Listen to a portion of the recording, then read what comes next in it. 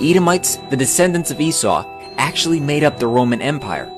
As a matter of fact, the Jewish Encyclopedia also states that the name Edom is used by the Talmudists for the Roman Empire, and they applied to Rome every passage of the Bible referring to Edom or to Esau. Where is Edom today? Esau's land was called Edom. Edom is the country of Jordan and the place of Petra, the city in the mountain. Look at the architecture of the photo at Petra, which is Edom. Notice how it resembles Rome along with many of the structures all over the world.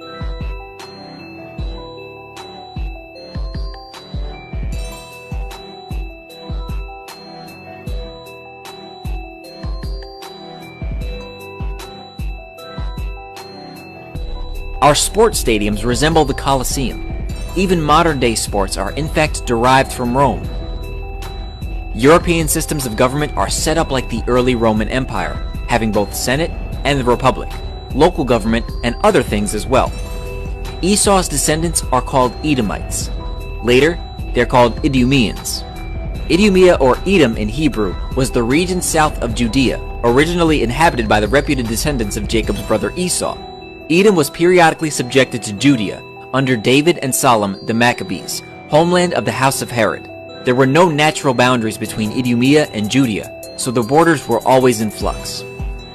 According to the Jewish Encyclopedia, 1925 edition, in 163 BC, Judas Maccabeus conquered the Edomite territory for a time. They, the Edomites, were again subdued by John Hyrcanus about 125 BC, by whom they were forced to observe Israelite rites and laws of the Torah. They were then incorporated with the tribe of Judah, and their country was called by the Greeks and Romans Idumea.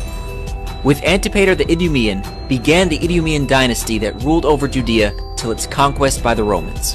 From this time, the Idumeans ceased to be a separate people.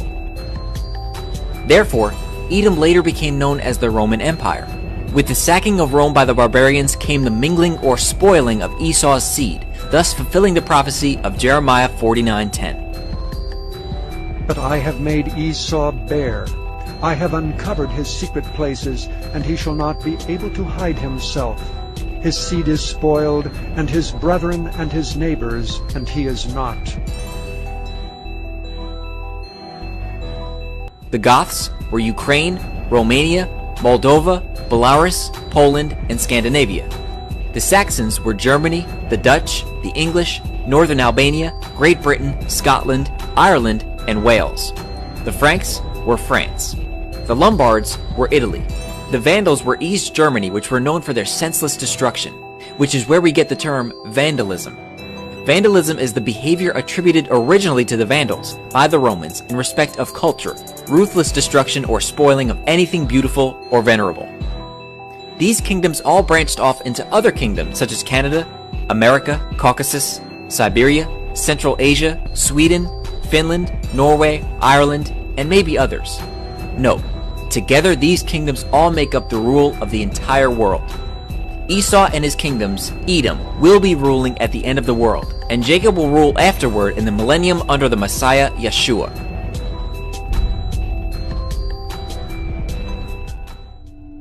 Many Bible scholars teach that the Edomites no longer exist, but Scripture clearly shows them in the last days.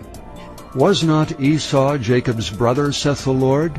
Yet I loved Jacob, and hated Esau, and laid his mountains and his heritage waste for the dragons of the wilderness. Whereas Edom saith, We are impoverished, but we will return, and build the desolate places.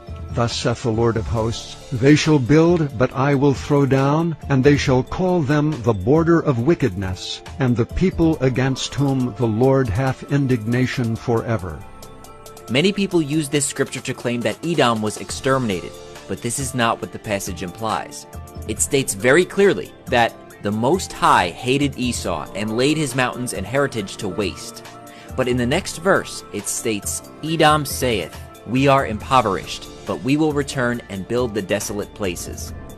At the time of Malachi's prophecy, Edom was a wasteland between 445 and 432 BC. How do we know this? The Most High said, I laid, past tense, his mountains and his heritage to waste. Edom's response was, We will return and build the desolate places. So if Edom was completely destroyed, how could they say that they'd return? And why would Scripture give reference to Edom still being around in the last days? The Most High's response was, "They shall build, but I will throw down."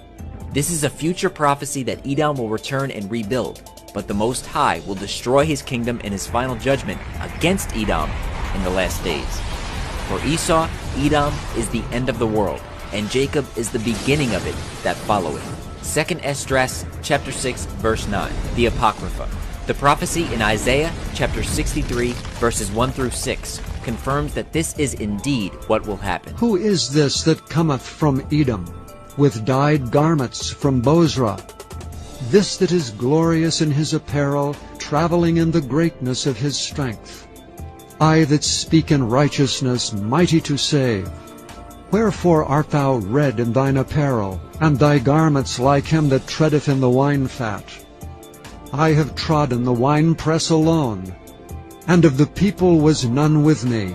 For I will tread them in my anger, and trample them in my fury, and their blood shall be sprinkled upon my garments, and I will stain all my raiment. For the day of vengeance is in mine heart, and the year of my redeemed is come. And I looked, and there was none to help, and I wondered that there was none to uphold. Therefore mine own arm brought salvation unto me, and my fury it upheld me. And I will tread down the people in mine anger, and make them drunk in my fury, and I will bring down their strength to the earth. When the Messiah returns, where does he go, and what does he do? He goes to every place where the descendants of Esau, the Edomites, have set up their kingdoms, and slaughters them for their perpetual violence against Jacob. He treads the winepress, and his wrath is accomplished. Further proof is in the book of Daniel, which states that in the future,